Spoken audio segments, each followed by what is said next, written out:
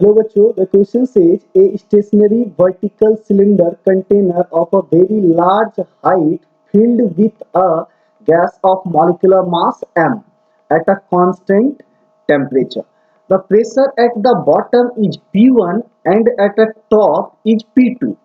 If the acceleration due to gravity is assumed to be constant for the whole cylinder, which is equal to g, then height of the cylinder is.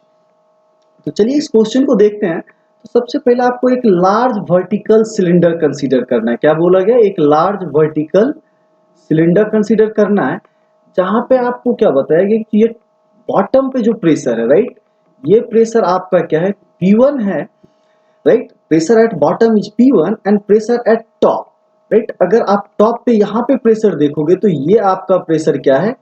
P2 है, right. तो अब जैसे कि generally अगर ये same height या smaller height का container हम लोग क्या मानते हैं? दोनों जगह प्रेशर क्या लग रहा होगा? सेम लग रहा होगा। बट अगर लार्ज सिलेंडर दिया गया है तो इसके अंदर जो गैसेस हैं उसके मास को भी हमें कंसीडर करना होगा। तो उस केस में हम लोग क्या करेंगे कि मान लेते हैं यहां से जो है ना टॉप से x डिस्टेंस ले लेते हैं, राइट। x डिस्टेंस पे एक dx का हम लोग यहाँ पे क्या करेंगे? एलिमेंट कट कर लेंगे। इसको हम लोग क्या मान लेंगे? This is your dx।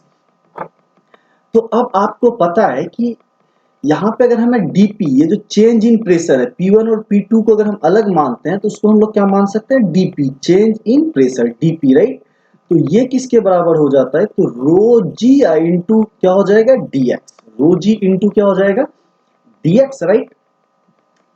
तो अब देखिए आप इसको रिप्लेस किससे कर सकते हो, राइट, दैट इज योर रो को। तो आपने आइडियल गैस इक्वेशन पढ़ा है, पी भी इक्वल टू क्या होता है? nRT। क्या होता है? nRT। तो यहां से पी भी इक्वल टू हम लोग क्या लिख सकते हैं? n को मास बाई मोलर मास। क्या लिख सकते हैं? Mass by molar mass into RT। तो देखिए हम क्या कर ले रहे हैं कि m को इधर ले आ रहे हैं, तो Pm equal to mass by volume हो जाएगा, उसी को क्या बोलेंगे? Rho into RT, right. तो यहां पे आप रो को क्या लिख सकते हो? रो इक्वल टू, देखिए आप RT इधर आकर डिवाइड हो जाएगा, राइट। तो m बाई RT इंटू क्या हो जाएगा? P। m रो को हम क्या लिख सकते हैं? m by RT into P, right. तो यहां पे देखिए रो की जगह क्या हो जाएगा? आप इसे लिख सकते हो m, राइट, उसके डिवाइडेड बाय क्या लिख सकते हैं?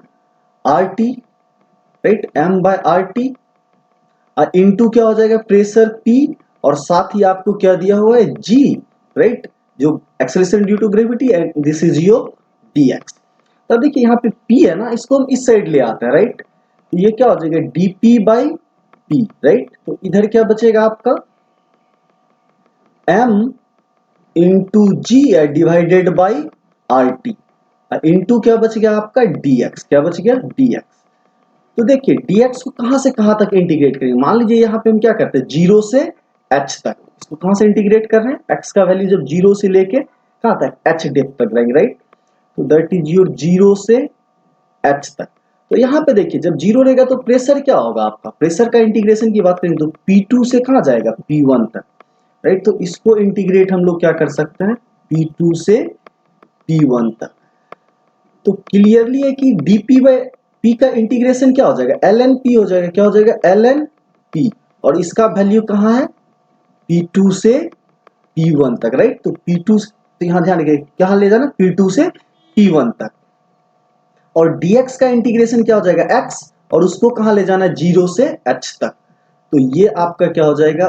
mg बाई RT इंटू जो dx का इंटीग्रेशन है तो सिंपली आपका क्या आ जाएगा? h आ जाएगा, राइट। तो यहां से अगर आप h का वैल्यू निकालना चाहते हो तो h इक्वल टू क्या होगा? ये इधर चला जाएगा RT by mg, right. RT अब बाई क्या हो गया आपका? Molar mass into acceleration due to gravity. और ln में जब वैल्यू रखेंगे तो ये क्या हो जाएगा? P1 by P2। ये क्या हो जाएगा? ln P1 by P2, right. तो सिंपल सा देखिए आपको डिफरेंस एक बेसिक इक्वेशन शुरू करना है कि जो dp होगा हाइट के वजह से वो क्या होता है? रो जी इंटू dx। और जहां पे हमने रो के वैल्यू को क्या कर दिया? रिप्लेस कर दिया, राइट। रो के वैल्यू को क्या कर दिया? आइडियल गैस इक्वेशन से।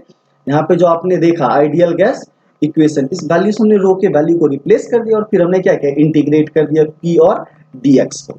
तो यहां से हाइट क्या आ गया, RT by mg into ln p1 by p2, that is given in option A, जो आपको कहां दिया गया, ऑप्शन ए में दिया गया है। I hope you all guys understand it well. Thank you. Stay tuned.